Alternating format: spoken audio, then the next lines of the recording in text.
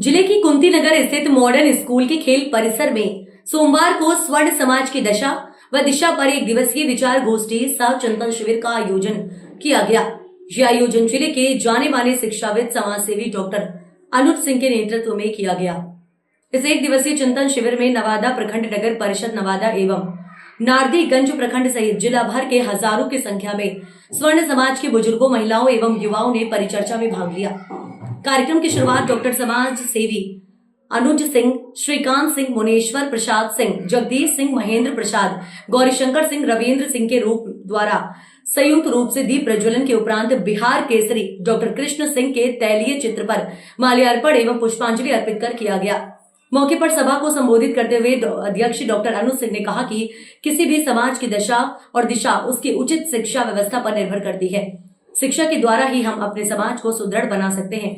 इसलिए सभी स्वर्ण समाज के बुद्धिजीवियों से अपील है कि आप अपने भावी पीढ़ी को 100% प्रशिक्षित करें। उन्होंने अपने संबोधन में कहा कि आज नवादा धीरे धीरे शिक्षा के क्षेत्र में आगे बढ़ रहा है, पर अभी भी कृषि, रोजगार, स्वास्थ्य के मामले में बेहद पीछे है।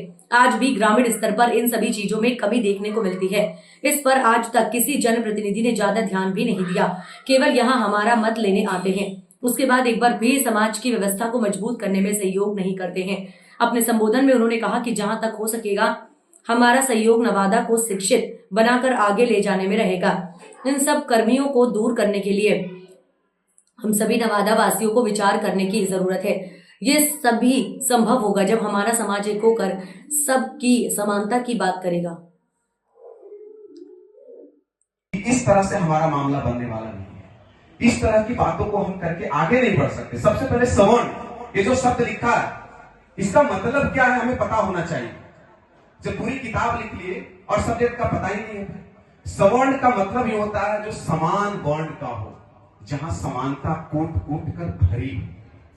क्या हम विविधता लाकर, क्या हम विभिन्नताओं की बात कर समानता की बात कर सकते हैं? हमने जितनी भी बातें की सिर्फ समस्याओं की बात की। आप लोगों ने गौर किया, समाधान की बात हुई नहीं। फिर काहे की समानता? दूसरी बात आती है दिशा और दशा। दशा का मतलब ये होता है हम क्या थे, क्या हैं, और दिशा का मतलब होता है क्या होना चाहिए। मैं सर से बोलूंगा, क्योंकि मैं उनका स्टूडेंट भी रहा हूं, सीखा भी उनसे बहुत कुछ। दिशा जो शब्द है वो भविष्य का शब्द है। हम कहां जाना चाहते हैं, मतलब समाधान की बातें होनी चाहिए।